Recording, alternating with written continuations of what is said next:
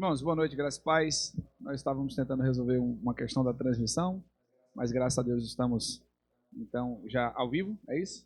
Não? Só filmagem, gravação? Ok, então nós vamos orar, pedindo ao nosso Deus que nos abençoe. Você vai ter a oportunidade de assistir depois, por conta de nós estávamos com problema na internet. Então vamos orar, pedindo ao nosso Deus que nos abençoe.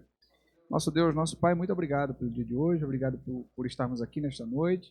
Pedimos ao Senhor Deus que o Senhor nos aperfeiçoe no entendimento da palavra do Senhor e continue, ó Deus, operando a santificação em nossas vidas, Pai.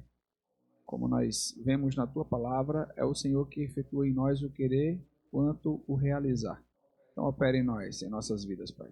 Obrigado por Tua fidelidade, abençoe os irmãos que estão aqui, aqueles que não puderam chegar e aqueles que estarão acompanhando em seguida essa nossa filmagem. Que o Senhor nos abençoe. Nós bendizemos e te agradecemos em nome de Jesus, oramos e agradecemos. Amém. Vamos cantar aquele cântico que diz: grandes são as tuas obras, Senhor, todo-poderoso, justos e verdadeiros são os teus caminhos.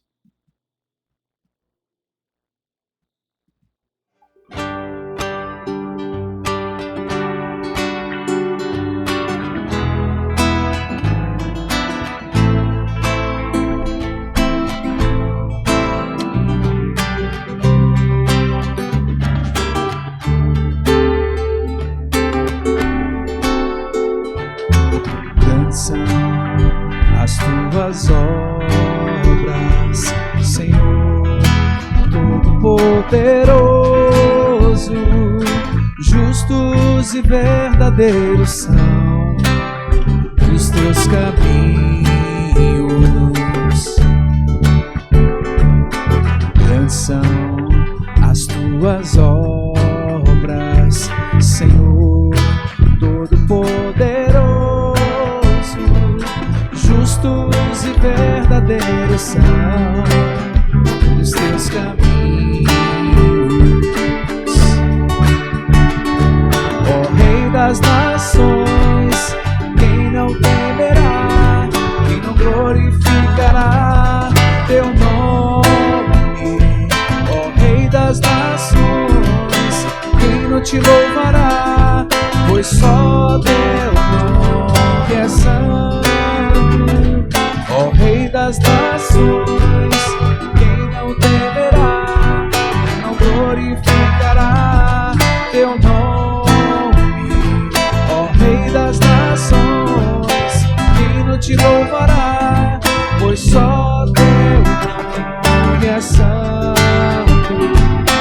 Todas as nações virão e adorarão diante de ti, pois os teus atos de justiça se fizeram manifestos.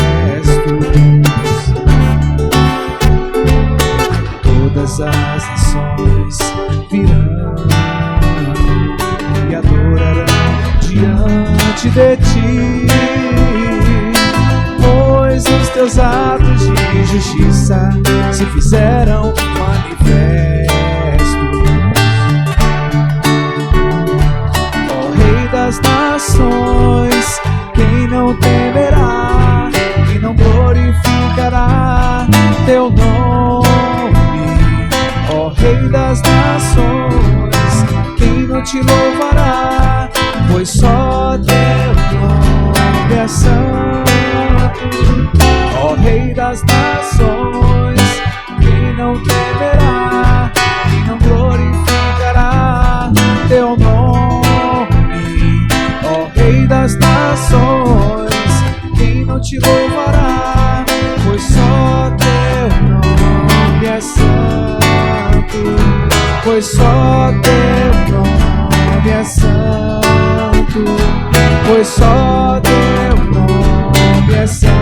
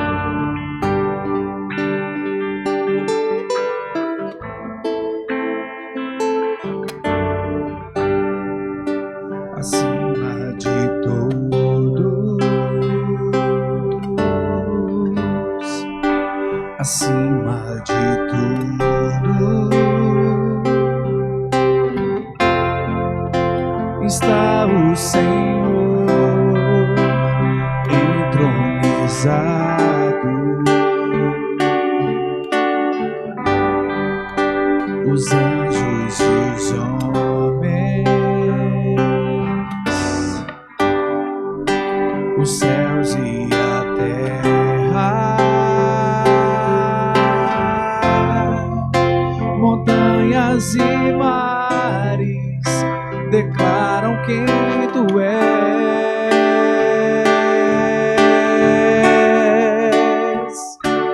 Tu és Senhor e Rei, governa sobre o universo, justo e fiel,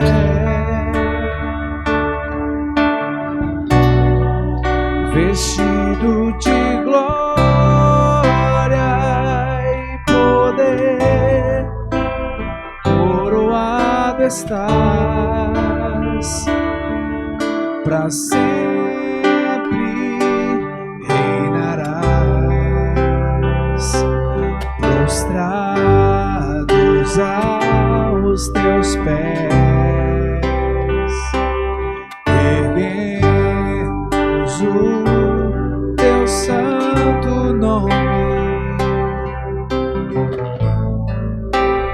em adoração,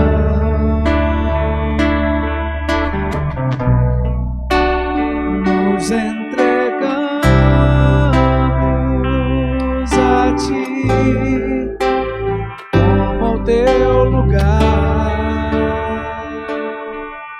e habitas entre nós, ó Santo Deus.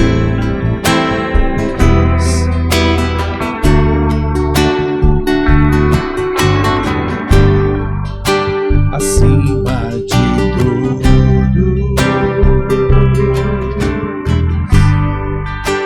acima de tudo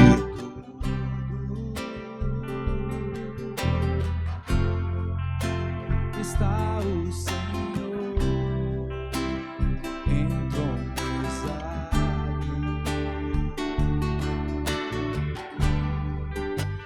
Os anjos e os homens, os céus e a terra,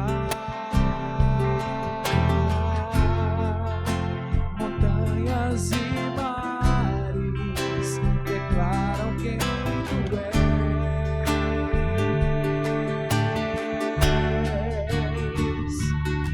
Tu és Senhor e governa sobre o universo, justo e fiel, vestido de glória e poder, coroado estás, pra sempre reinarás, prostrados aos teus pés, erguemos o teu santo nome em adoração,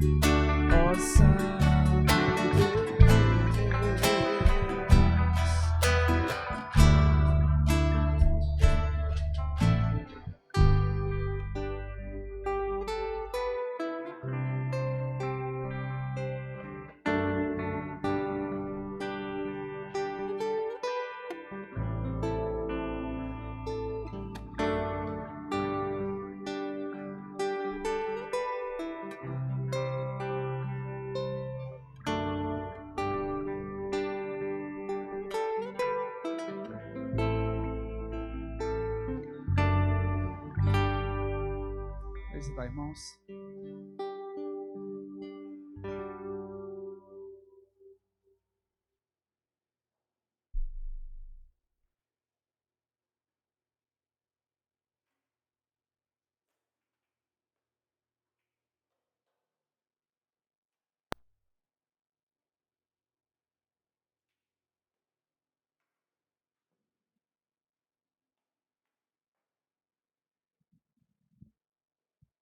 Irmãos, nós vamos dar continuidade.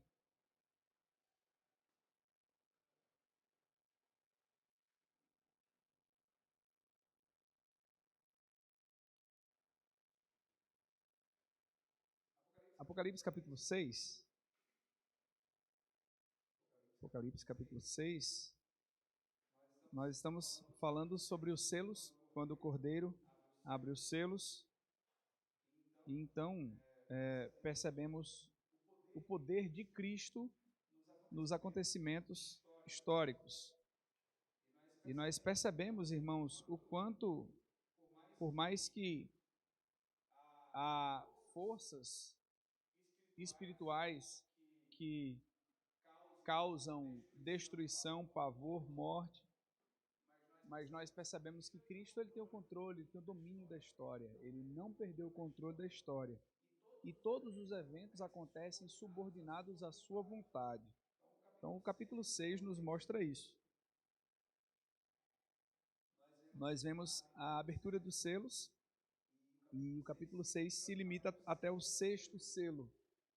Então, nós faremos essa leitura do capítulo 6 de Apocalipse mais uma vez, embora continuemos aí do verso 7, mas faremos a leitura de todo o capítulo 6. Diz assim: o Cordeiro abre os selos, o primeiro selo. Vi quando o Cordeiro abriu um dos 7 selos e ouvi um dos 4 seres viventes dizendo como se fosse voz de trovão: vem! Vi então e eis um cavalo branco e o seu cavaleiro com um arco, e foi-lhe dada uma coroa, e ele saiu vencendo e para vencer. Quando abriu o segundo selo, ouvi o segundo ser vivente dizendo: vem! E saiu outro cavalo vermelho, e ao seu cavaleiro foi-lhe dado tirar a paz da terra, para que os homens se matassem uns aos outros. Também lhe foi dada uma grande espada. Quando abriu o terceiro selo, ouvi o terceiro ser vivente dizendo: vem!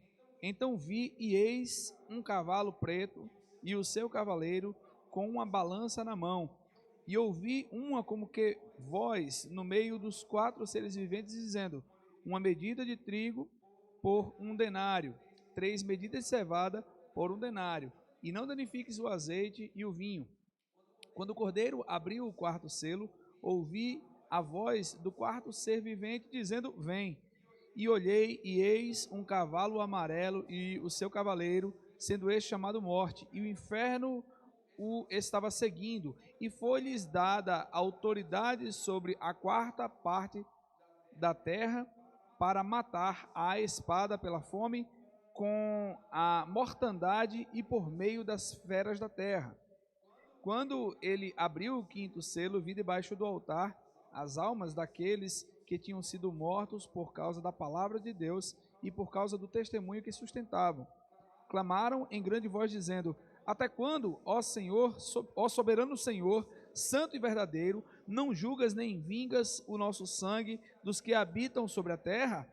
Então a cada um deles foi dada uma vestidura branca, e lhes disseram que repousassem ainda por pouco tempo, até que também se completasse o número dos seus conservos e de seus irmãos, que iam ser mortos, como igualmente eles foram. Vi quando o Cordeiro abriu o 6º selo, e sobreveio grande terremoto, o sol se tornou negro, como saco de crina, a lua toda como sangue, as estrelas do céu caíram pela terra, como a figueira, quando abalada por vento forte, deixa cair os seus figos verdes. E o céu recolheu-se como um pergaminho, quando se enrola. Então todos os montes e ilhas foram movidos do seu lugar, os reis da terra, os grandes, os comandantes, os ricos, os poderosos, e todo escravo, e todo livre se esconderam nas cavernas e nos penhascos dos montes, e disseram aos montes e aos rochedos: caí sobre nós, e escondei-nos da face daquele que se assenta no trono, e da ira do Cordeiro, porque chegou o grande dia da ira deles, e quem é que pode suster-se? Vamos orar mais uma vez, irmãos? Obrigado, Senhor, pela Tua palavra, te agradecemos e pedimos ao Senhor que encontremos nela, ó Deus, a sabedoria necessária para darmos glória ao Senhor e para vivermos para Ti. Nos ajude, nos abençoe e nos fortaleça. Em nome de Jesus oramos e agradecemos. Amém. Irmãos, então nós, como já vimos dizendo, o sexto capítulo de Apocalipse mostra então a dignidade do Cordeiro e o seu domínio sobre os vários eventos da história. Está conectado? Os vários eventos da história.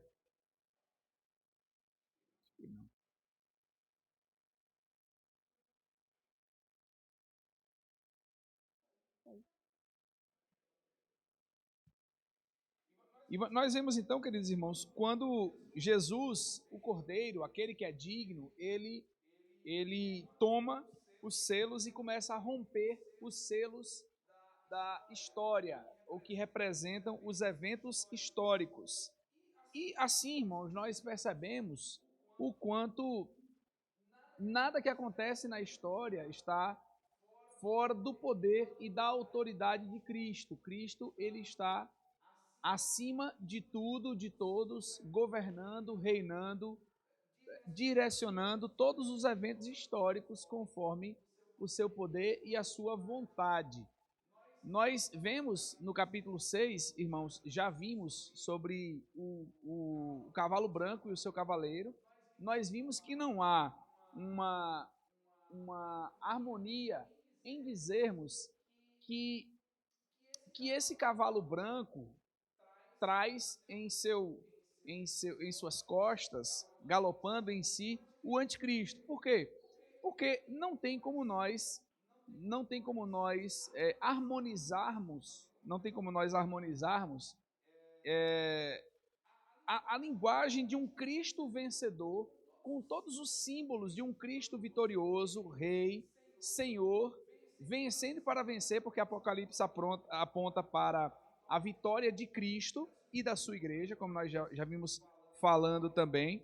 Então não tem como nós dizermos que o anticristo ou a besta que emerge do mar, o homem da iniquidade ou o iníquo, como Paulo também vai chamar lá em 2 Tessalonicenses, melhor dizendo, capítulo 3, dizer que ele também saiu vencendo para vencer. Porque se Apocalipse fala da vitória de Cristo e da igreja, e aqui nós vemos então esse que sai vencendo para vencer, e vemos também outras manifestações de Cristo no livro do Apocalipse, como se fosse aquele que vem sobre um cavalo branco. Também os seus servos vêm em cavalos brancos e vêm vencendo, como vimos no capítulo 19. Então não tem como nós harmonizarmos e dizer que são duas pessoas com o mesmo poder e com as mesmas características. Não, nós vemos que o texto se refere ao próprio Jesus. Jesus, ele é aquele que sai vencendo para vencer, ele é aquele que sai com os seus servos, com a sua legião de anjos, ele sai com aqueles que são vitoriosos para vencerem juntamente com ele. Então, não tem como nós, então, dizermos que isso se trata do anticristo, mas sim do Cristo vitorioso, daquele que é o Senhor de todas as coisas, daquele que é o vitorioso. Então, o quinto selo, o que nós vemos no quinto selo, a partir do verso 9, nós vemos no quinto selo, então, esse aí que melhor dizendo, versículo 7, né? 7 a 8.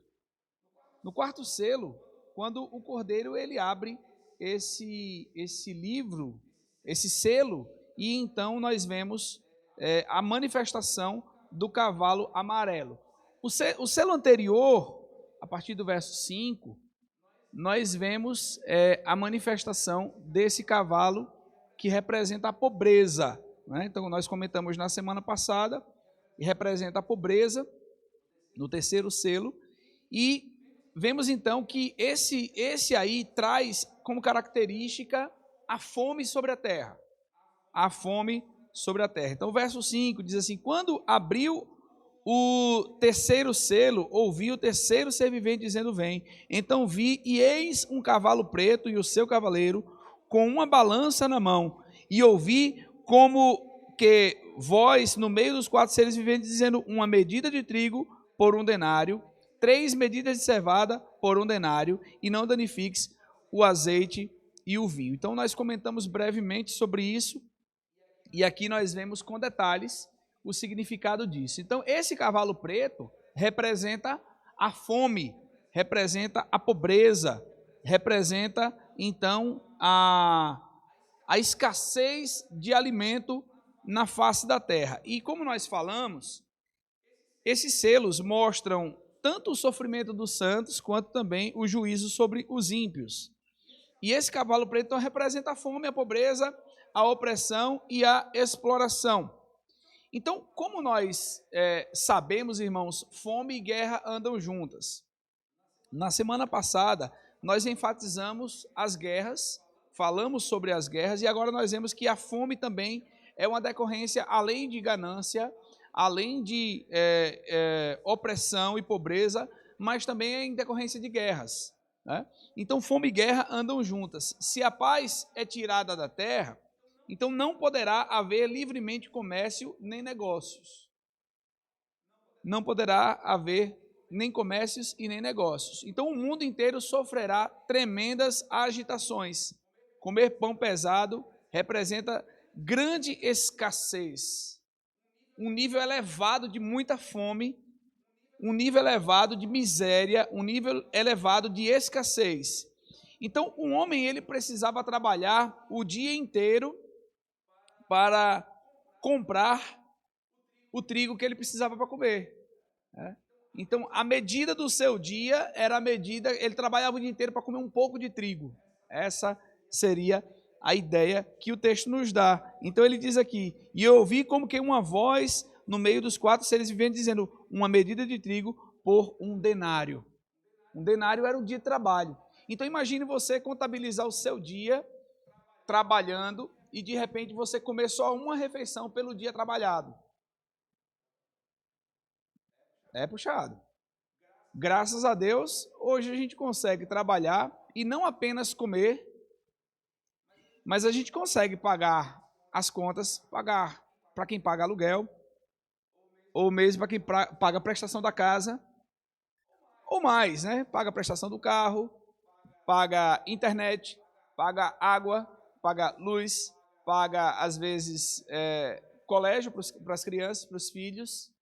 Agora imagine alguém trabalhar o dia inteiro e o seu dia ser suficiente para comer uma vez. É realmente a realidade de muitas pessoas no mundo. Então há essa realidade. Tem gente que vive com menos de $1. Comendo menos de $1 por dia. Então a gente percebe que já é uma realidade. Isso não é de agora.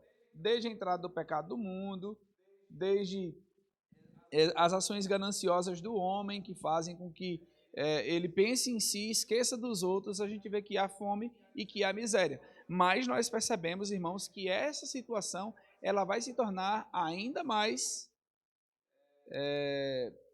pulsante, pungente, vai se tornar cada vez mais severa.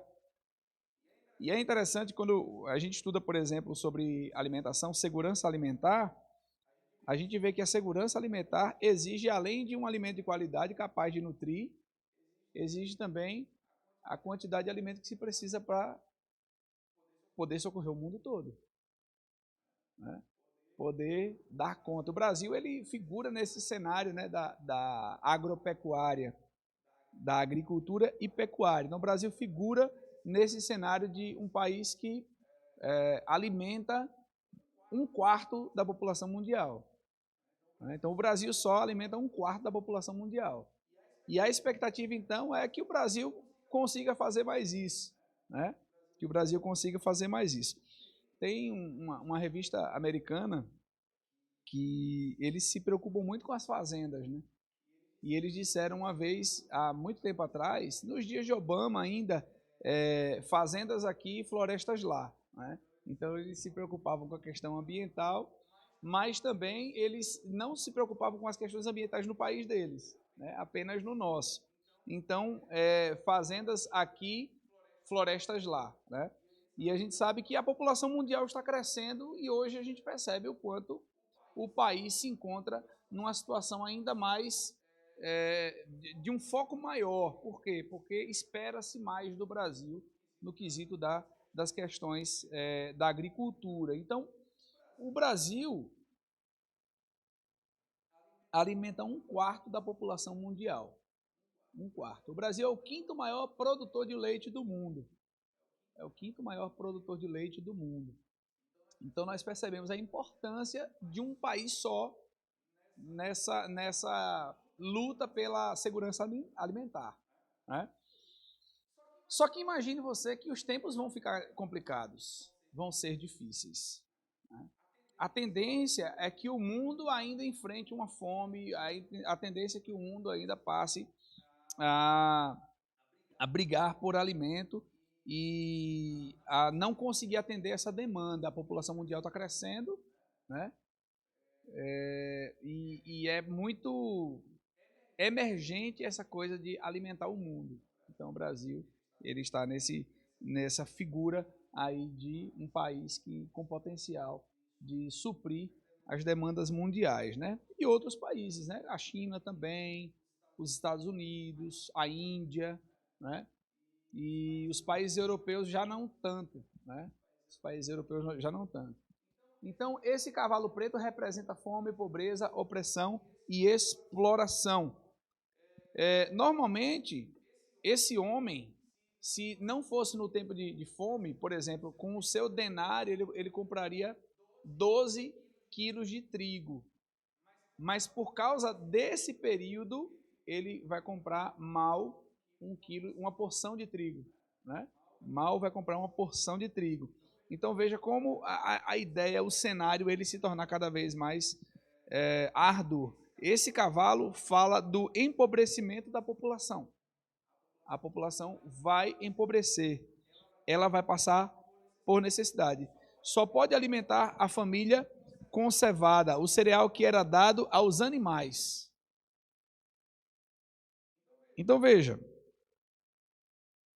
o texto nos diz uma medida de trigo por 1 denário, 3 medidas de cevada por 1 denário. Então, como nós falamos, que em algumas situações os pobres comiam a cevada, o pão de cevada, por exemplo. Né?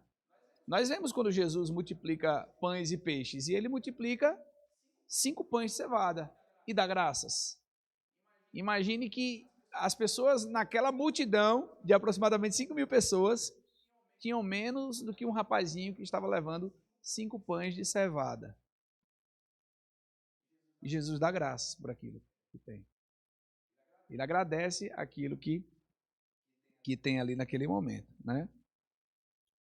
Então, nós observamos, irmãos, que a situação é crítica. Tem gente que não tem nem pão de cevada para comer. Ou seja, nem o mínimo. Quando nós olhamos, por exemplo, a parábola do filho pródigo, nós vemos que aquele rapaz que estava longe da casa do seu pai estava se alimentando com as alfarrobas, com a lavagem dos porcos. Embora seja uma parábola e que ela traga principalmente o significado não de um crente desviado, esse não é o primeiro propósito da parábola do filho pródigo, mas de mostrar que os 2 filhos representam a nação de Israel, o filho mais velho, e o outro é o mundo que se afasta do Pai, de Deus. E aquele mundo está se alimentando com tudo que é ruim, que não é prazeroso, palatável, né? Então, o primeiro significado na parábola do semeador é justamente esse. Fala-se do judeu e fala-se do gentio, né?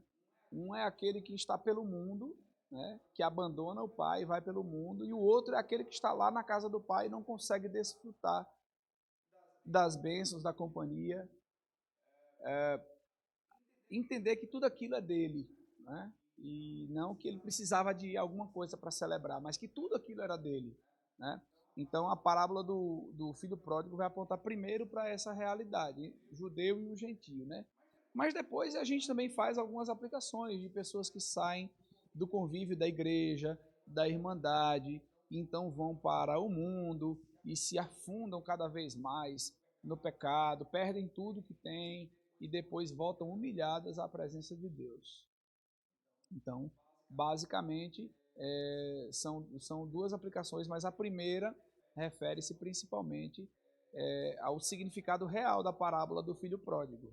A nação de Israel, o judeu, que continuava com o pai, mas não desfrutava das bênçãos do pai, e o filho pródigo, que é aquele que representa os gentios. Tanto é que o judeu ele tem muita dificuldade em aceitar o gentio na comunidade dos santos, e Paulo escreve a sua carta aos Efésios e aos Gálatas também, mostrando justamente isso, né? Mostrando que agora nós somos da mesma família, que não é por nossos méritos, não é por nossas obras, mas pela graça de Deus, e que somos filhos de Deus pela promessa feita a Abraão, que em todas as famílias, em Abraão seriam abençoadas todas as famílias da terra. Então, nós vemos isso. E aqui nós percebemos, voltando ao texto, percebemos que então é um tempo de grande crise, é um tempo em que o racionamento leva o homem a gastar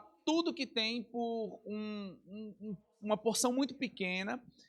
Um outro texto interessante, um outro momento interessante da história de Israel é quando uma cabeça de jumento era vendida por 80 ciclos de prata, nos dias de Elias. Né? Nos dias de Elias. Então, a fome em Samaria, né? Samaria é cercada, e então não entrava ninguém, nem saía ninguém, passou muitos dias e começou a faltar alimento, então eles vendiam a cabeça de jumento por 80 ciclos de prata para comer a cabeça do jumento. E é aquele momento tão triste da história, quando duas mães combinam para comerem seus filhos, seus bebês, né? Quem já leu a Bíblia toda sabe, né? Ou quem já viu uma pregação ou explicação disso. Que há um momento ali onde duas mães estão com tanta fome, dizem assim, uma diz assim para a outra, vamos comer o seu filho hoje e amanhã comemos o meu. Então, essa passagem começa dizendo que o preço de uma cabeça de jumento custava 80 ciclos de prata. Não é? 80 ciclos de prata vai dar aproximadamente uns 40 quilos de prata. Imagine você comprar uma cabeça de jumento para comer. E que nesse contexto, duas mães estavam com fome e combinaram entre si, cada uma, para comer o filho de uma num dia, e mataram e comeram. E no dia que foram matar o filho da outra, a outra fugiu com seu filho. Então ela comeu o filho da outra.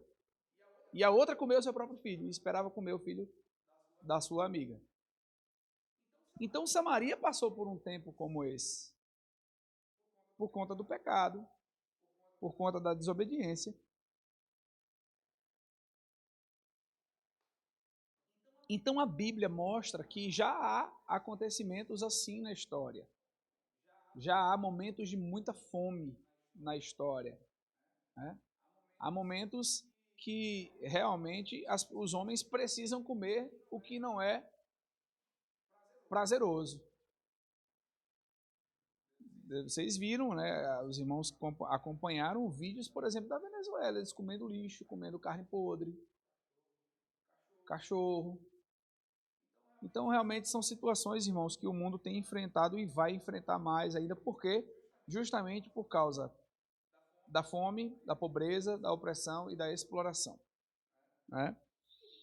Então, essa pobreza é proveniente dos crentes também não fazerem concessões. Veja lá no capítulo 13 e verso 17 de Apocalipse. O crente, ele também passa por situações por causa da sua fé.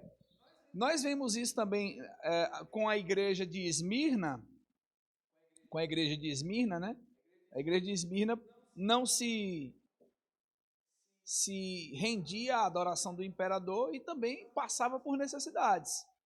Nós vemos isso lá no capítulo 2 de Apocalipse, né? E agora, capítulo 13, verso 17, alguém leia, por favor.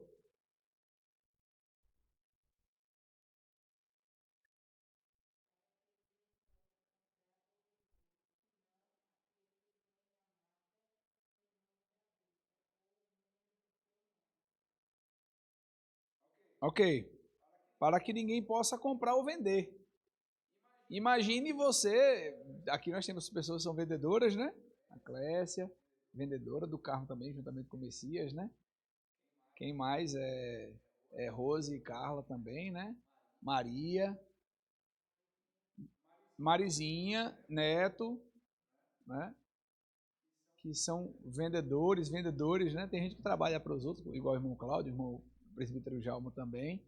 Mas imagine, não é só comprar, é também vender. Você tem o seu produto, você produz o que você tem ali, mas você não pode vender, porque você não tem a marca da besta. Nem comprar. Se você tem dinheiro, você não pode comprar. E se você vende, você não pode vender, né?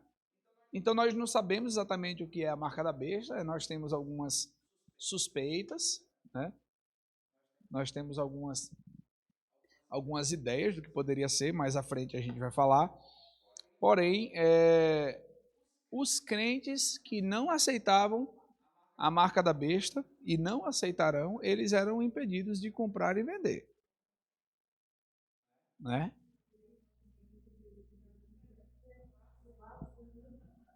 Pois é.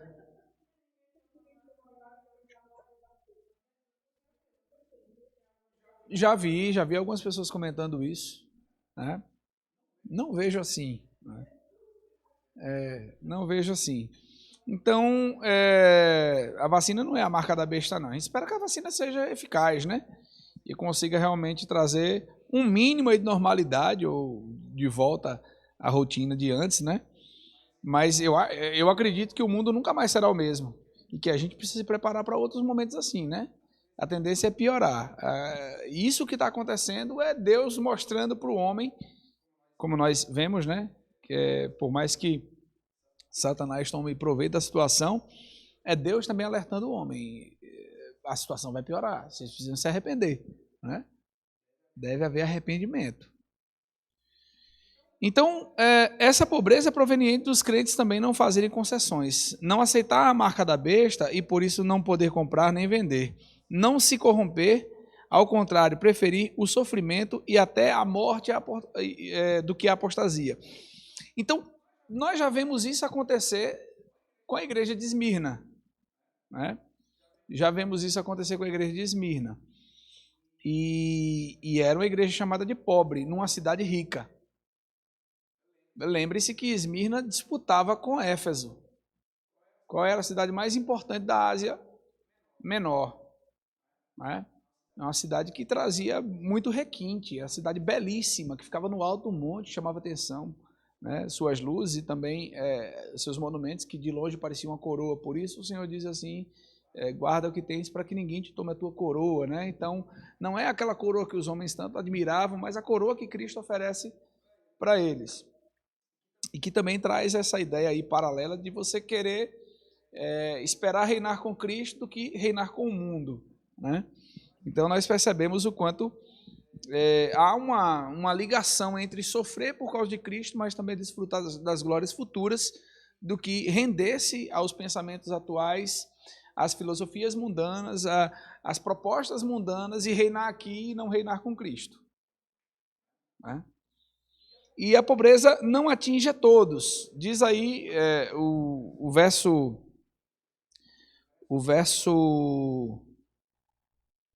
6, né? E não danifiques o azeite e o vinho. O que significa isso? O que você imagina que significa isso? E não danifiques o azeite e nem o vinho.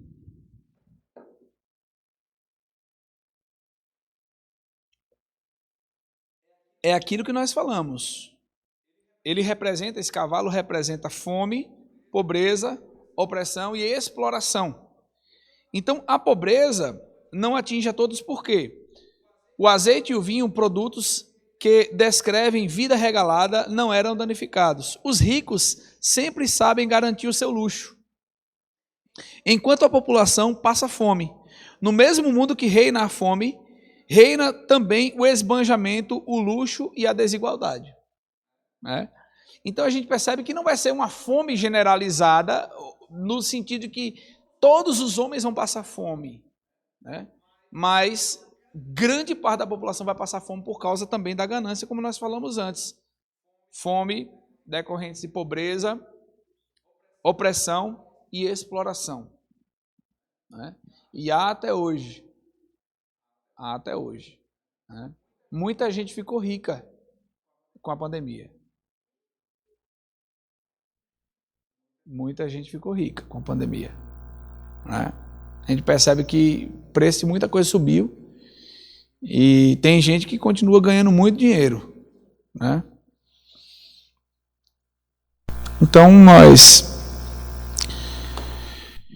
percebemos que há sim essa desigualdade, essa opressão, essa exploração por parte aí de pequena quantidade de pessoas. É uma pirâmide, né?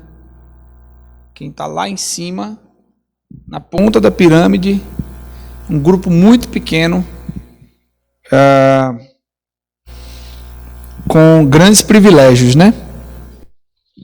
Então, irmãos, o cavalo amarelo é uma figura da morte e também traz essa ideia de esse elo, né? Com guerra e com a fome. Há um elo entre esses três cavalos aí: a guerra, a fome e essa mortandade, né? Diz aí o quarto selo: quando o cordeiro abriu o quarto selo, ouvi a voz do quarto ser vivente dizendo: vem. E olhei, e eis um cavalo amarelo, e o seu cavaleiro, sendo este chamado Morte, e o inferno o estava seguindo, e foi-lhes dada autoridade sobre a quarta parte da terra para matar à espada, pela fome, com a mortandade e por meio das feras da terra. Então, nós vemos que o nome do cavaleiro é Morte, né? E o inferno o estava seguindo. Essa ideia aqui é do Hades. Então, nós vemos aqui, irmãos, morte e inferno, nesse caso, nesse texto. Nós sabemos que há duas palavras que são muito comuns no Novo Testamento, que se referem a inferno, né, que é Guiena, e a palavra Hades, mas Hades no sentido de mortos. Então, a mortandade, ou a morte, estava arrastando muitos mortos, estava conduzindo os mortos, estava levando mortos, estava aumentando o número de mortos. Essa seria a ideia aqui. Então, o cavalo amarelo é uma figura da morte. A figura da morte e do inferno são pleonásticas, ou seja, são ideias complementares aqui. Não, a morte não é uma coisa, o inferno não é outra. Né? É uma ideia de redundância para mostrar que realmente, e a proposta da Escritura é sempre essa: quando há palavras que sejam paralelas no significado, é para intensificar a situação, se ela for uma situação boa ou se ela for uma situação ruim. Então, morte e região dos mortos, morte e os mortos, morte e aqueles que estão em desgraça, estão mortos, né? Então, esse cavaleiro, que se chama morte, ele vai arrastando uma multidão de mortos. Onde ele passa, ele deixa mortos. Seria essa a ideia, né? Então apresenta uma única realidade. Qual que é a realidade? Então, a palavra que aparece aqui é a palavra Hades, né? E sempre vem atrás da morte. Ou seja, o lugar onde os mortos estão, né? Não a ideia de inferno como sendo um lugar de condenação, mas como sendo um lugar... Nesse caso aqui, a morte derruba e o Hades acolhe. Né? A morte vai passando e o Hades vai crescendo, vai enchendo, vai sendo povoado. Então a morte, ela assola e o Hades então aumenta. Essa seria a ideia do texto. Né? Então, enquanto a morte ela mata, o Hades então recolhe, ele cresce, ele é cheio, ele passa então a ter aí esse número cada vez maior, né? E a morte assola o corpo e o Hades leva a alma. Então a gente percebe que são muitas vidas que são ceifadas, que são retiradas da face da terra. Então é justamente isso, a figura da morte e do inferno são pleonásticas e apresentam uma única realidade, né? Em segundo lugar, nós vemos também, está meio escuro, né? Está conseguindo enxergar? Mais ou menos. Eu vou apagar essa luz aqui para ver se vocês enxergam. Vou tentar enxergar. Melhorou? Então tá, eu acho que eu vou conseguir enxergar aqui. Então, a morte e o Hades não podem fazer o que querem. Por que que nós dizemos isso? Porque eles estão debaixo da autoridade de Deus. Ninguém morre antes da hora, né? Ninguém morre. Se o homem morre, fica parecendo que a morte acontece porque alguém provocou a morte. Não, primeiro, Deus ordenou a morte. No dia que você comer do fruto do conhecimento do bem e do mal, você vai morrer. Foi Deus quem falou. Por mais que sejamos cristãos, servos, regenerados, o Espírito Santo mora em nós somos santificados, para que Deus seja fiel, nós também morremos. Porque somos pecadores. Então a morte, quem ordenou a morte foi Deus. Tá? A morte é uma consequência do pecado. Esse é o primeiro conceito de teologia bíblica da morte. Segundo conceito de teologia bíblica da morte. Todos os nossos dias foram contados e determinados por Deus sem que nenhum deles existisse. Está escrito no Salmo 139, verso 16, se não me engano. Salmo 139, 16. Ou seja, os nossos dias foram contados e foram determinados por Deus.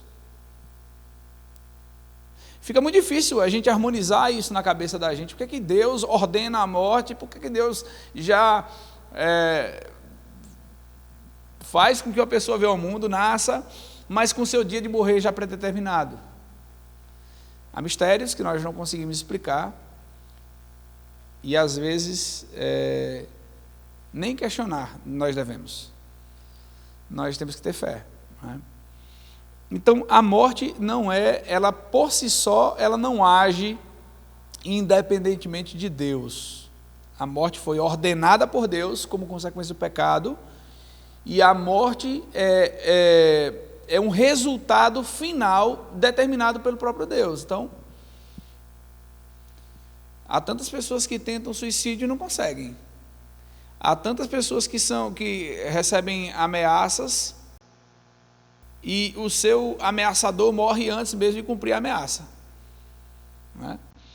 E há pessoas que são livradas da morte de forma impressionante, porque não era aquele o dia de sua morte.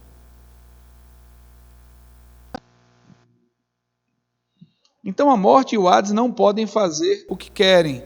Eles estão debaixo da autoridade de Cristo. Só atuam sob permissão divina. Seu currículo de ação é limitado e o seu território definido, a quarta parte e nada mais. Nós não sabemos quarta parte de quanto, mas a ideia é que é um número determinado. Né? Em todos os momentos históricos, em tudo na história, isso está determinado, é um número determinado. Tá? Se nós pensarmos que isso vai acontecer num tempo mais para frente, mas é um número determinado. Se a gente pensar no número histórico, é determinado. Tudo é determinado por Deus. Né? E uma outra curiosidade, uma outra coisa interessante, é que a morte, ela tem 4 instrumentos nesse texto. Ela tem 4 instrumentos nesse texto. A espada, né? E o que é interessante é que a espada aqui não é a palavra macaira, mas é a palavra rofaia. Ou seja, não é a espada de 2 gumes, penetrante, não, mas é uma espada que ela tinha um grande cabo e é semelhante à imagem de Thanatos que nós temos hoje, né? Com aquela foice gigantesca para ceifar, né? Então, nessa perspectiva, tá? Então, essa espada era uma espada comprida e que também era usada nas guerras. Aqui nós vemos que a morte ela é provocada por guerra, tá? Nós vemos então essa segunda figura, esse segundo instrumento, que é a fome. A fome é subproduto da guerra. Cidades são sitiadas, plantações são queimadas, mercados são destruídos, fábricas de alimento, de beneficiamento de produtos naturais, comestíveis, são destruídas por conta das guerras. Né? Transportes, rodovias, pontes são destruídas em guerras, o que tudo isso vai gerando a falta de abastecimento. Então nós vemos a própria guerra, mas nós vemos também a fome como consequência da guerra. Tá? Nós vemos pestilência, que aí o texto vai falar, vai usar uma outra expressão, não é? Aqui, mortandade. A mortandade é quando acontecem justamente epidemias, pandemias, e a morte chega por isso também. Percebemos o quanto isso também é instrumento da morte, né? Pestilência e mortandades. As pragas e pestilências crescem também com a pobreza, a fome e as guerras. Há quem diga que a terceira guerra mundial vai ser biológica. Há quem diga, né? Há pessoas que defendem essa ideia. Por quê? Porque é um custo menor de guerra. Se a gente for ver quanto os Estados Unidos gastaram nas últimas guerras, né, e quanto as demais nações gastam em guerras, e a morte por meio de agentes biológicos, ela pode custar muito menos. Né? Então, as pragas, as pestilências crescem com a pobreza, a fome e as guerras. A pessoa adoece, né, por causa de pobreza, não há recurso. Há muitos países, por exemplo, né, que, na África, por exemplo, na América Central, até mesmo na região do Chaco, na Argentina, lugares pobres, onde as doenças que já foram erradicadas em países desenvolvidos, elas estão lá.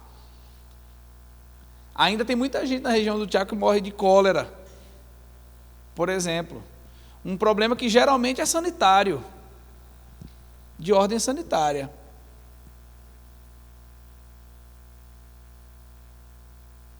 Por exemplo, o ebola, que mata muito na África. Por que não vem para cá, né? Interessante, né? Por que não vai para outros países? Então são questões assim que realmente atrelam as pestilências à pobreza, mas também à fome, à fragilidade do sistema imunológico. Uma pessoa bem alimentada que contrai uma certa enfermidade, ela tem mais chance de vencer do que alguém que não se alimenta, que tem um sistema imunológico fraco, né? Que falta ferro, que falta outros componentes minerais importantes, vitaminas importantes para que o sistema imunológico seja fortalecido. Então, como a gripe. Isso mesmo. Isso mesmo. Isso mesmo. Sim, irmão.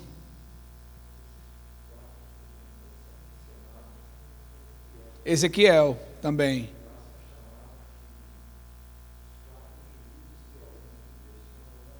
Sim. Isso, contra Jerusalém. E que depois, e principalmente Jerusalém nesse sentido, porque Jerusalém, quando a Babilônia tomou Jerusalém, Jerusalém teve suas plantações saqueadas e queimadas, né? Porque eles não conseguiam levar, eles queimavam. Então, muita gente ficou em Judá ainda, mas pobre, sem ter o que comer, velhos, doentes. Alguns foram para o Egito, né?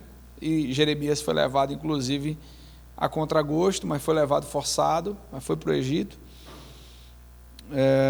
E nós vemos o quanto isso é presente no Antigo Testamento, como nós falamos também, né? Nos dias do profeta Elias. Então, pestilências ou mortandades. Então, as pragas, as pestilências crescem com a pobreza, a fome e as guerras. Né? As guerras. As muitas enfermidades que assolaram a história, peste negra, né? E outras que assolaram a história. A Europa sofreu muito no início do século XX.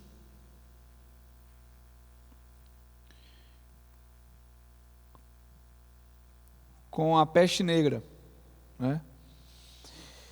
E também, irmãos, as bestas feras da terra.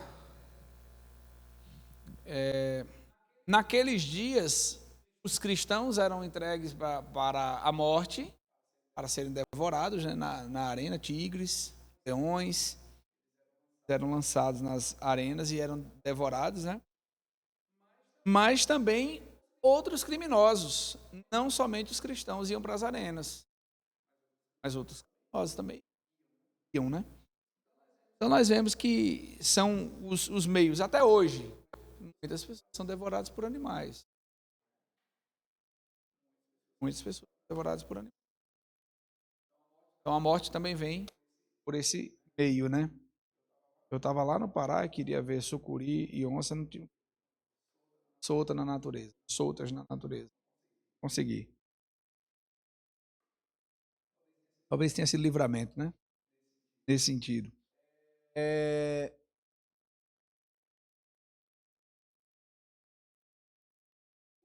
O quinto selo, nós vemos o clamor no céu, versos 9 a 11. Quem pode ler para nós aí os versos 9 a 11?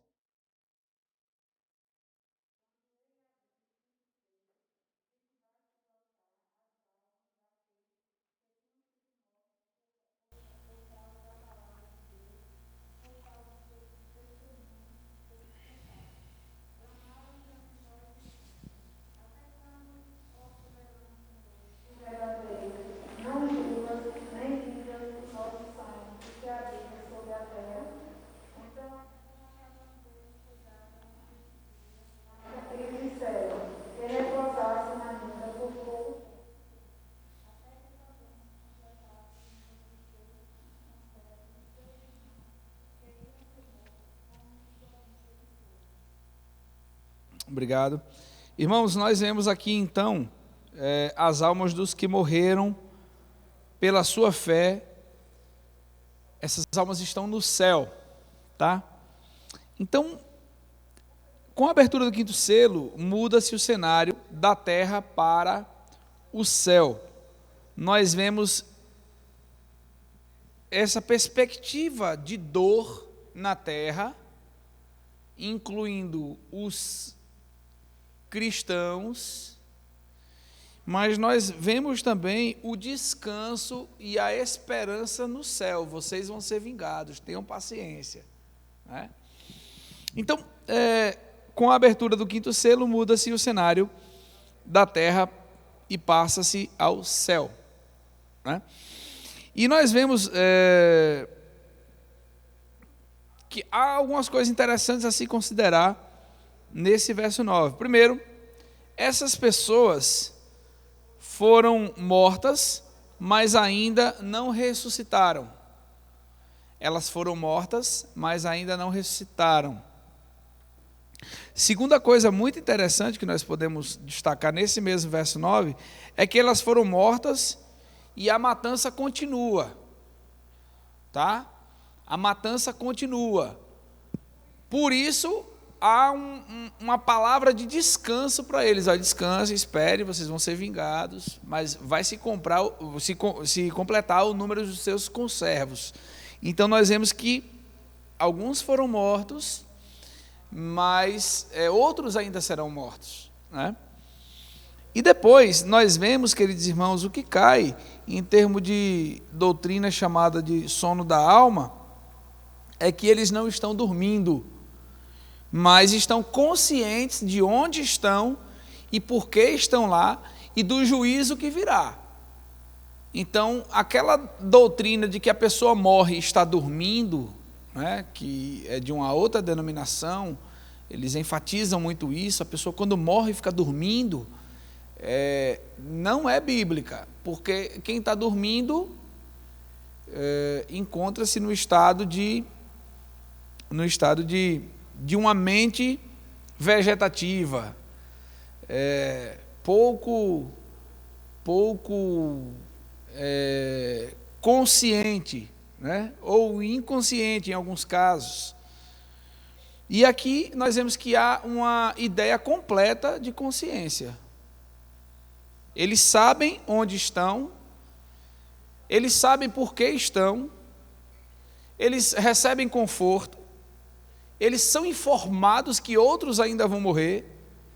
Então nós sabemos que há uma consciência, pelo próprio versículo nós vemos que há uma consciência.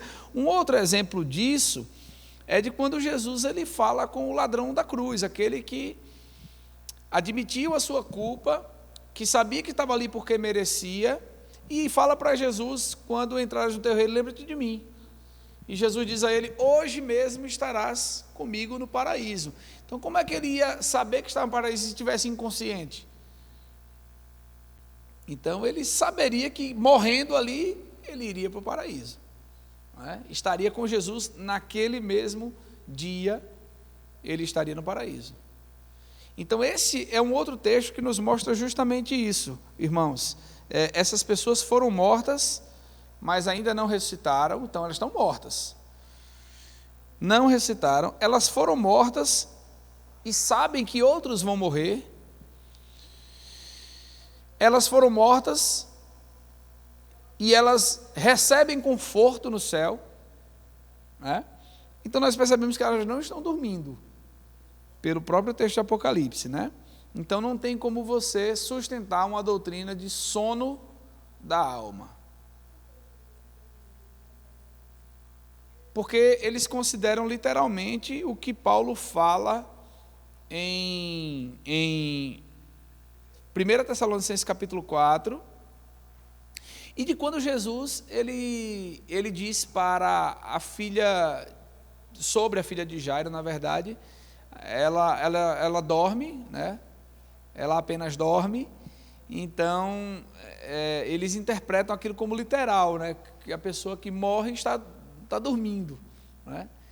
E que Paulo, usando aquela figura lá de 1 Tessalonicenses capítulo 4, diz assim, os que dormem no Senhor, né? Nós não precederemos aos que dormem, nós não nos anteciparemos aos que dormem. Então, ele está usando uma linguagem figurada para dizer que realmente é alguém que morreu, mas que está numa condição de como alguém que vai ser despertado por Cristo. Mas não é um sono literal, né? Não é um sono literal, é um sono figurado.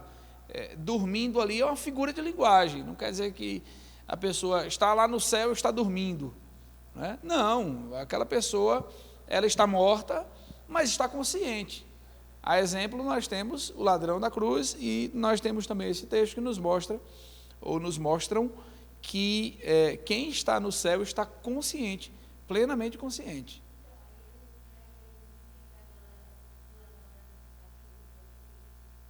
Aí, eu para ser sincero, eu não sei exatamente o que eles dizem sobre esse texto, não. Eu sei que eles pegam um texto isolado para defender que alguém está literalmente dormindo. Se já não souber falar.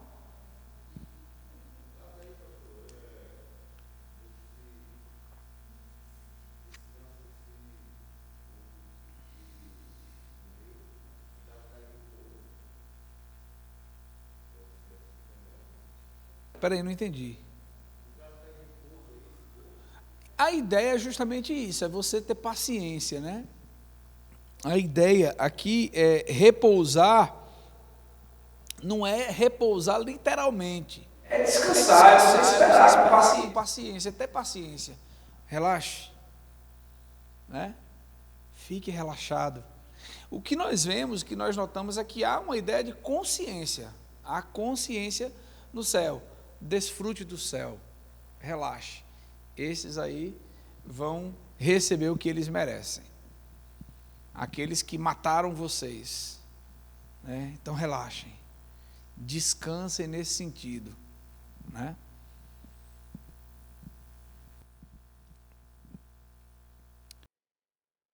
Irmãos, então nós percebemos também outras lições que são muito importantes aqui.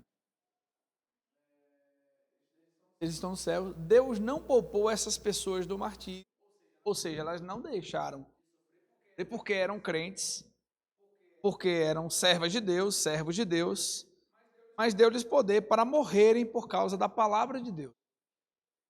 Irmãos, só quem morre pelo Evangelho, nem nisso essa pessoa tem mérito.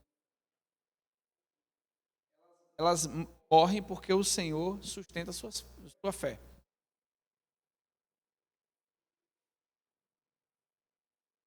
Deus sustenta a fé da pessoa para isso, para morrerem por causa da palavra, por causa do testemunho. Há quem diga que quando Paulo está dizendo, ainda que eu dê o meu corpo para ser queimado, sem amor, né, que parece que também há um dom de martírio, né? A pessoa só exerce uma vez também. Naqueles dias, quem falava em outras línguas, naqueles dias quem operava milagres poderia operar várias vezes, né? De acordo com a necessidade, com a ação de Deus, né? A vontade de Deus. Mas o dom do martírio, se é dom, como quando Paulo está falando de dons, ali em 1 Coríntios capítulo 3, ele diz, ainda que eu dê o meu corpo para ser queimado, amor, não é nada. Então, que seria a capacitação que Deus dá para alguém morrer, porque tem muitas pessoas que morrem por religião, nós sabemos disso, ou morrem por uma causa, por uma ideia,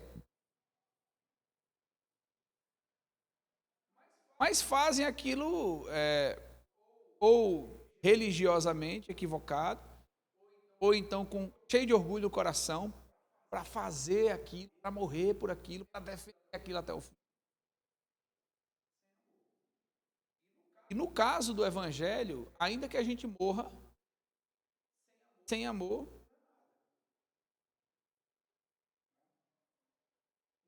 então, Deus não poupou os seus servos disso. Enquanto os falsos crentes vão apostatar, amando o presente século, adorando o anticristo e apostatando diante da sedução do mundo ou da perseguição do mundo, os fiéis selarão com o seu sangue o seu testemunho e preferirão a morte, negar a fé em Cristo. Apostasia. Jesus deixou isso claro no sermão profético. Lá em Mateus capítulo 24, versos 9 e 10. Vamos abrir aí? Quem encontrar, por favor, que leia. Mateus 24, 9 e 10.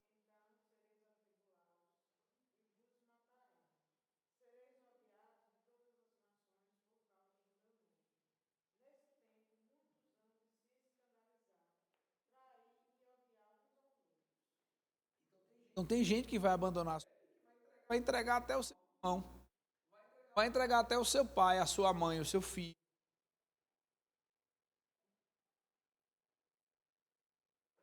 Filhos entregarão os pais à morte. Isso acontece no mundo. Se uma filha professa a fé em Cristo, admite, ou é descoberto até, ele pode ser morto pelos pais ou os pais entregam para uma autoridade matar.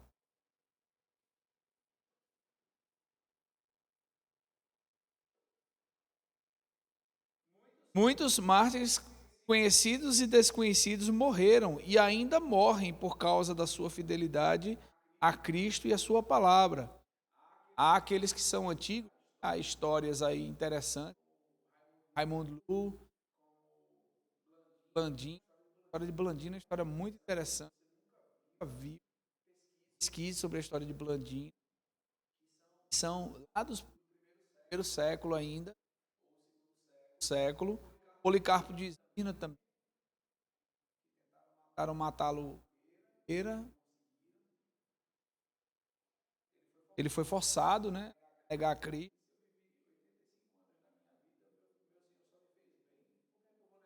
Agora. Então, matá-lo queimado, não conseguem queimá-lo, traspassam com a lança. E outros irmãos em Cristo, servos e servas daqueles dias, durante os séculos, e também na presente era, irmãos.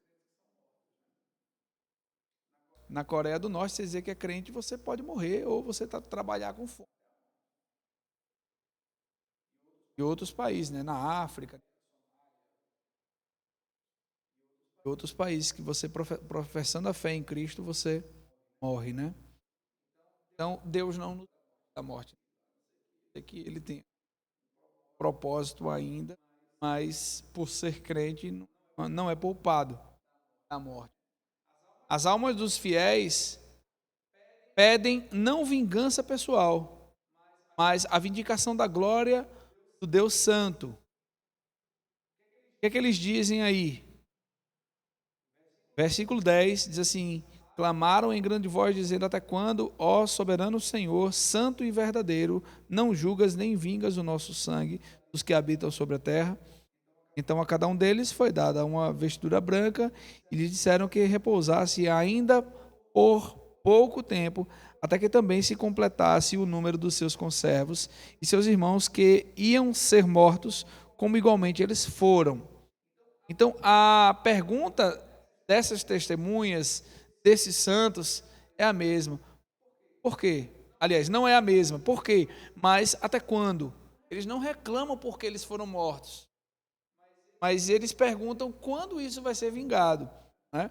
Eles não perguntam se, mas quando. O Senhor vai matar, vai se vingar também, o Senhor vai punir essas pessoas? Não, mas quando que o Senhor vai fazer isso, né?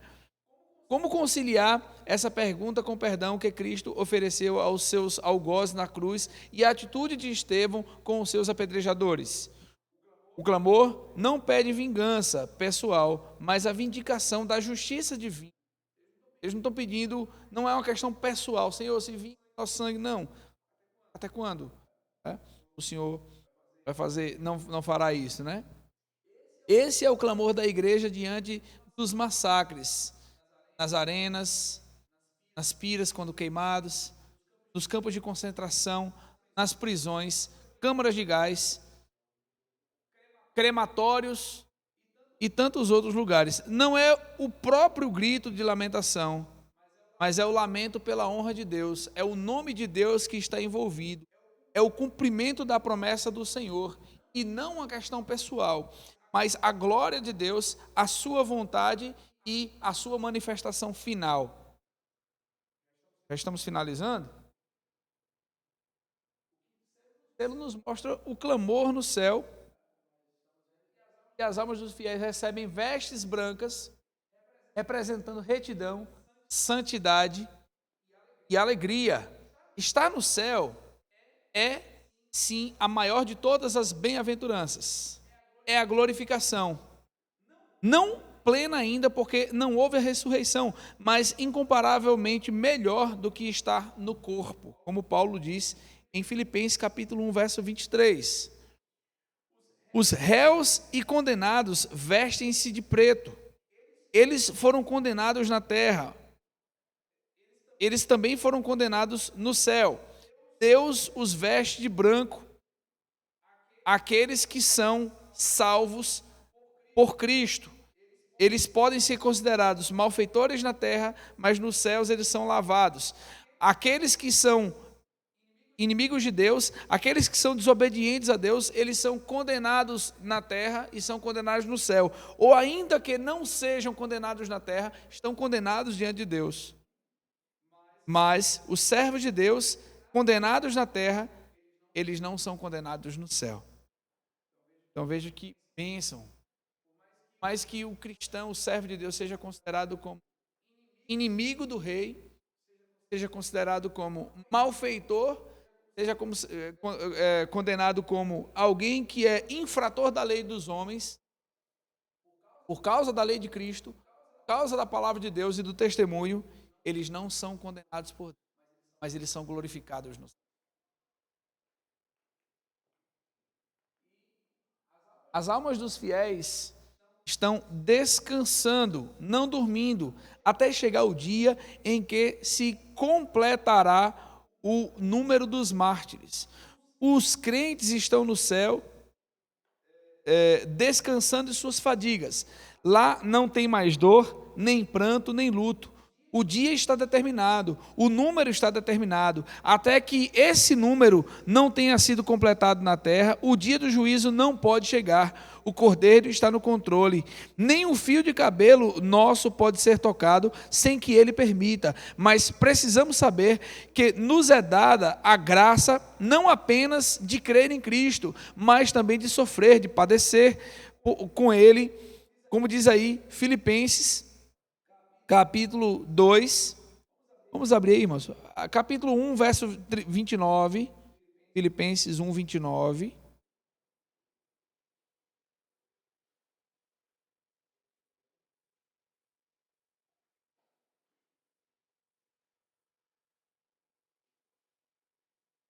Quem pode ler para nós?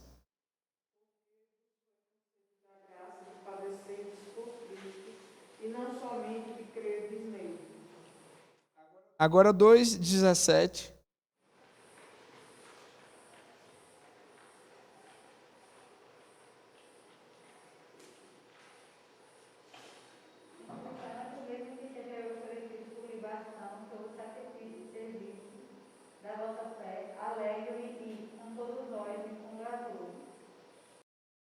E agora, 2 Timóteo 4, 6.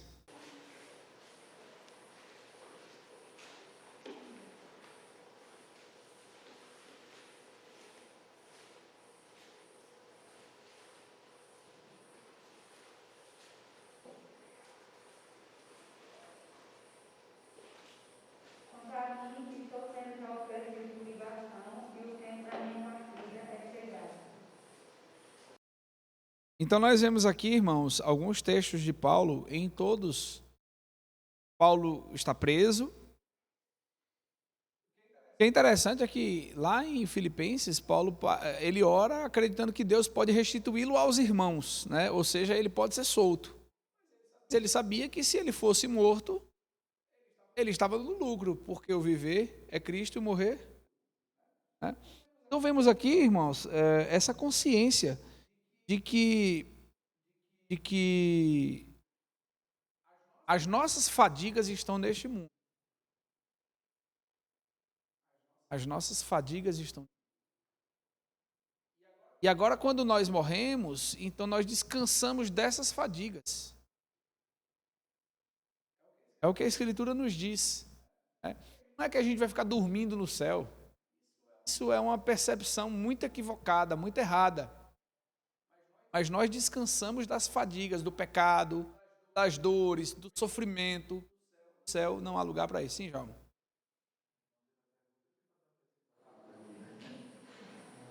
Mas é justamente isso. Eles utilizam o mesmo recurso da testemunha de Jeová. Primeiro eles dizem que Cristo morreu na sexta, mas que o ladrão não morreu na sexta. Assim, eles estão dizendo, né? Porque dizem porque os criminosos demoravam até 7 dias para morrer. Então ele está fazendo uma suposição que ele não morreu naquele dia, entendeu? A outra coisa é que ele usa o recurso da tradução do texto de Lucas 23:43, que digo, estarás comigo hoje no paraíso. Sim. Eles traduzem. Muda a vírgula. Para poder dizer assim, eu te digo hoje. Eu te digo hoje. Não quer dizer que Você vai hoje, mas eu te digo hoje. Vou dar a ênfase da pausa, porque no grego original não tem pontuação e a letra são todas juntas. Então eles usam esse recurso. Recurso literário. Eles fazem A tradução. Eles enganam as pessoas com muita facilidade. Eles usam aquele texto, que acho que é Maria Madalena, que disse, aí ele disse, eu não subi aí não, pai, né? Eles falam Sim. isso. Mas é óbvio. Isso no contexto físico, né? Sim. Ele tinha ressuscitado um corpo glorificado, mas o seu corpo não tinha subido efetivamente. Sim, verdade. É verdade, eles usam dos recursos para sustentarem seu pensamento de forma que não há uma harmonia completa, né? Então, irmãos, vemos isso. Esse descanso, então, é o descanso dessas fadigas, né? Das dores, do pecado, do sofrimento. Os crentes estão no estado de descanso dessas fadigas, tá? E há um limite para essa enxurrada de injustiça. Então, por mais que até que o número dos conservos se complete, muitos morrerão, mas isso vai chegar. Quantos vão morrer? Não sei, Deus sabe. Quantos ainda vão sofrer? Não sei, nós não devemos falar isso com diferença, não. Deve dizer ao Senhor que sustenta esses irmãos, e se for cada um de nós, que. Mas se nós não precisarmos morrer como alguns morreram, Deus tenha misericórdia desse muito amor em seus corações, o sustente para que continue mantendo a fé até o fim. Ser fiel até a morte, dar-te-ei toda a vida. Eu falo para a igreja de Esmirna, Satanás quer lançar alguns em prisão para que eles tenham tribulação de 10 dias. Tribulação com terminado. Então, literalmente 10 dias, 10 também. Então, eles têm um tempo para sofrer. Mas seja fiel.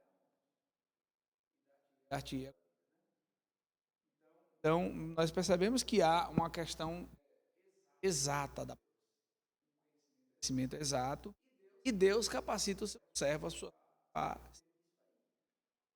esperar nisso, apegar-se a isso, a perseverar nisso, para que o seu povo persevere. Não é a morte quem nos separa do amor. Nada.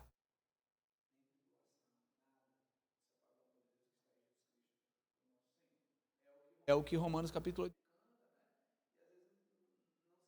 dá conta do que está. Dá conta do que isso que o texto diz.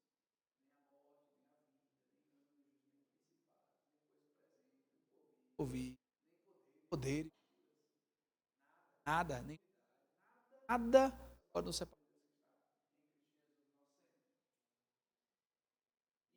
E finalizando, o clamor sobre a terra. Então, há um clamor no céu, mas há um clamor sobre a terra também, né? E esse clamor sobre a terra mostra também o juízo, né? Então, veio grande terremoto, o sol se tornou negro, como saco de crina, a lua toda como sangue, as estrelas do céu caíram pela terra como a figueira, quando abalada pelo vento forte, deixa cair os seus figos verdes, e o céu recolheu-se como um pergaminho quando se enrola. Então todos os montes e ilhas foram movidos do seu lugar, os reis da terra, os grandes, os comandantes, os ricos, os poderosos, e todo escravo e todo livre se esconderam nas cavernas e nos penhascos dos montes, e disseram aos montes, aos rochedos: caí sobre nós e escondei-nos da face daquele que se assenta no trono e da ira do Cordeiro, porque chegou o grande dia da ira deles, e quem é que pode suster-se? Olha só, é melhor uma catástrofe geológica caindo sobre os pecadores, caindo sobre os homens, do que eles contemplarem o rosto, a ira de Deus. É melhor a morte do que passar pela aflição e se encontrar Deus irado. Veja que situação. Dá uma ideia também de um estado de consciência. Obviamente, irmãos, nós temos uma sessão sendo encerrada. A sessão de Apocalipse que traz essa ideia. Então, ainda não é o fim da sessão, mas há o 7º selo, que nós vamos ver isso no capítulo 8, mas nós vemos esse cheiro de fim, esse cheiro de juízo se aproximando. Então, o juízo, ou as portas da graça estão fechadas, é o dia da ira do Cordeiro. Então, há uma consciência. E agora, como é que a gente pode escapar disso, né? Não há quem pode se sustentar, não há quem seja arrogante, capaz, poderoso entre os homens que possa então livrar-se desse clamor, né? Dessa dor, dessa situação de desespero. Então o juízo chegou às portas, e Hebreus capítulo 10, verso 31 diz que horrível coisa é cair nas mãos de Deus vivo. Horrível coisa é cair nas mãos de Deus vivo. Então, nem o universo consegue se conter. O universo vai demonstrar sinais do poder de Deus. A terra, o chão que nós pisamos, vai demonstrar o tremor diante do juízo de Deus. Os homens, os poderosos, aqueles capazes, aqueles que oprimiram, subjugaram, escravizaram, prenderam, mataram, humilharam, eles vão também diante de Deus. Então chegou o juízo. Pior do que tsunamis, pior do que terremotos, pior do que tornado. O cara pede que caia sobre ele penhasco. Os montes caiam sobre ele. Veja que situação. Se cai uma rocha de 100 quilos em cima dele, ele vira pasta. Ele quer que os montes caiam por cima dele. Caiam por cima dele. Ele quer que o penhasco caia por cima dele. E olhar a face de um Deus irado. Então nós vemos aqui, irmãos, medo, terror, espanto, constrangimento, consternação. É um dia de grande aflição para o pecador, dia da ira daquele que está sentado no trono. E aqui está a nossa falha na evangelização. Aquilo que a gente vem falando muitas vezes, agora nós percebemos a falha na evangelização quando se diz ao pecador: Jesus te ama. O pecador precisa ter medo desse dia. Entender que esse dia é inevitável, mas que há uma solução para ele. Há uma forma de escapar, só uma, e é a graça de Deus em Cristo Jesus, o lavar no sangue do Cordeiro, a confissão do seu nome, a confissão da sua obra, o reconhecimento da miséria humana e a rendição total. É a única forma de escapar. Mas se não for isso, a ira virá sobre o homem. Então o juízo chegou, as portas da graça estão fechadas e o dia da ira, ou é o dia da ira do Cordeiro, o juízo chegou, o próprio universo está abalado. O juízo chegou, os homens estão em profundo desespero. Esse momento é o momento, é o clímax.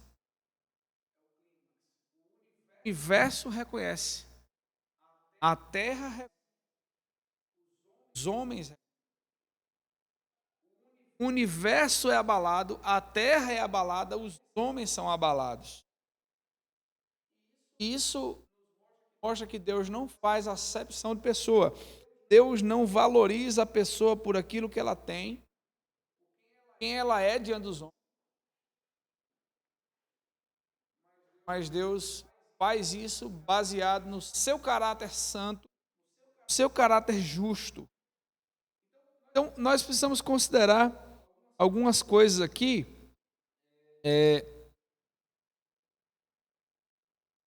e nós realmente devemos considerar 7 classes de pessoas que vão estar desestabilizadas diante de Deus naquele dia. Primeiro, reis, grandes, comandantes, ricos, poderosos, escravos e livres. E no início do século XX também, uma filosofia aí chamada teologia da libertação. O pobre é salvo por ser pobre. Tem lá os caras, Leonardo Boff, Frei Beto. Os caras que dizem que o pobre é salvo por ser pobre. E a Escritura diz que não. O pobre também é pecador. E se não houver arrependimento de seu pecado e confissão de Cristo como Senhor, Ele também vai clamar que os montes caiam sobre eles e os penhascos desabem sobre eles. Os homens estão buscando lugar para se esconder, mas é inevitável. Mas para onde o homem pode fugir e se esconder de Deus? De quem que eles estão fugindo? Por que eles estão buscando a morte? Primeiro, irmãos, Deus está em toda parte. Para Ele, luz e trevas são a mesma coisa. O primeiro instinto do pecador é tentar se esconder. De quem que eles estão fugindo? Dos montes que estão se desmanchando perante Deus? Do universo que está em convulsão? Não há algo mais terrível. Eles estão fugindo do Deus irado. Eles buscam a morte, mas não pode se esconder da ira do Cordeiro. O maior temor do pecador não é a morte, mas a manifestação plena da presença de Deus. O aspecto mais terrível do pecado é o que converte o homem num fugitivo de Deus. Mas agora, nem caverna, nem morte pode escondê-lo desse encontro com Deus. O tempo da graça acabou. Aqueles que não buscaram a graça encontrarão inexoravelmente a ira de Deus. A porta está fechada. Está aberta a porta do juízo. Posição, riqueza, poder político, absolutamente nada pode evitar que os homens enfrentem o tribunal de Cristo. Importa que todos compareçamos perante o tribunal de Cristo. Como São Paulo vai dizer em 2 Coríntios capítulo 5, verso 10. Conclusão. O dia do juízo se aproxima, mas hoje ainda é dia aceitável. Ainda você pode se voltar para Deus e encontrar perdão. E a pergunta que nós precisamos fazer é: você quer vir a Cristo? Você tem ido a Cristo? Se arrependido dos seus pecados? Você tem estado perante Cristo, humilde, temendo e tremendo perante Ele, para encontrar em Cristo perdão para o seu pecado, para encontrar em Cristo estabilidade em tempos de crise e também, principalmente, segurança para o dia da ira de Deus? Você está disposto ou disposta a enfrentar a perseguição, a pobreza, a espada, a fome e a própria morte por amor de Cristo e pela sua palavra?